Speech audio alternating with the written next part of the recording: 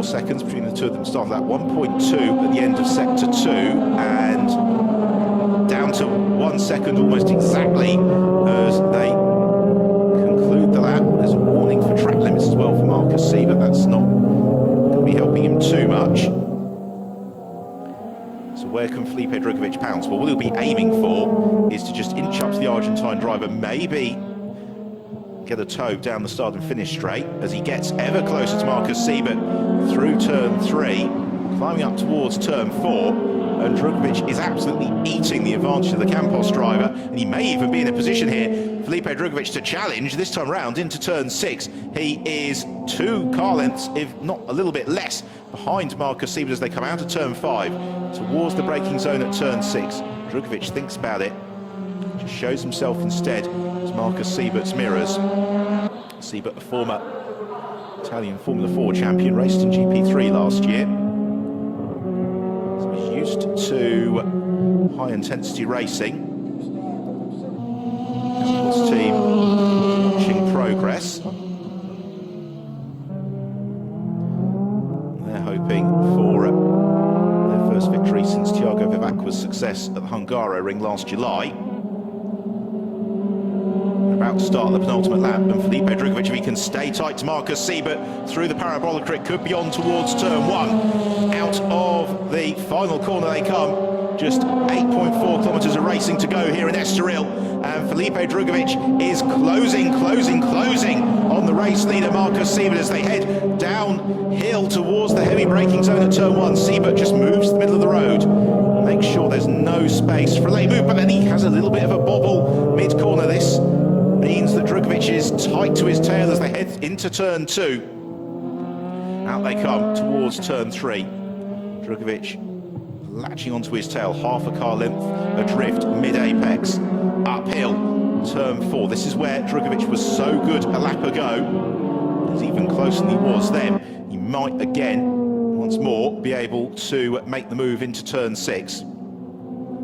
Siebert, though, he's not driving too defensively, he's just sticking to the racing line. He's going to make Felipe Drugovich do all the hard work, and that means there's not a move on there for Drugovich into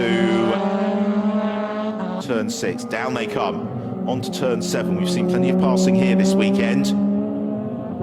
But again, Felipe Drugovich not quite near enough to make the move.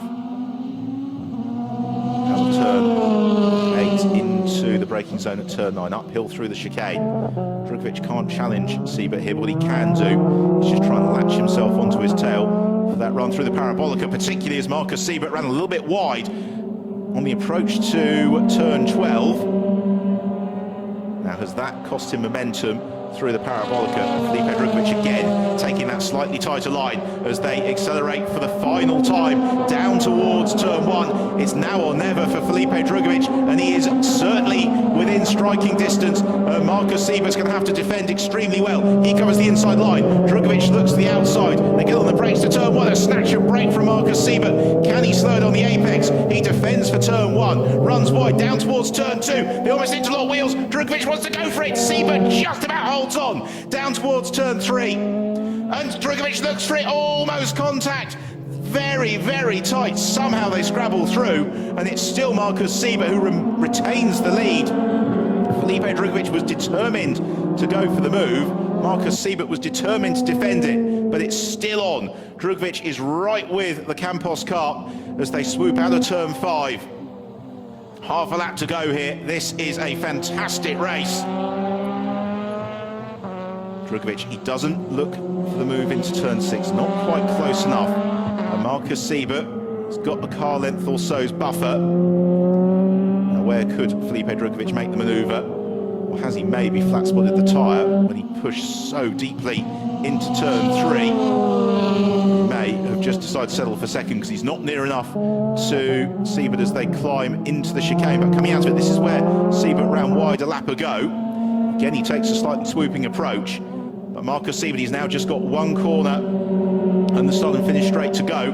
But Felipe Drugovich is right with him as they go into the parabolica. They can't quite get the overlap as they come out of the final corner. The checker flag is poised, ready and waiting, and it's going to be victory in Estoril to Marcus Siebert after a phenomenal final lap of the race. Felipe Drugovich follows him through into second position with streaking third, and the rookie victory ahead of Yanis Fitcher. There is still unfinished business for fifth place as Petru Florescu takes it just ahead of Cameron Das and Mateus Iorio. But what a brilliant, brilliant race at the front of the field. That was one of the most intense dices for lead that we've had in the EuroFormula Open for quite some time. Shades of Ferdinand Habsburg and Leonardo Pulcini at Monza in 2016. As the rest of the field across the line, Lucas Dunner and Aldo Festante will complete the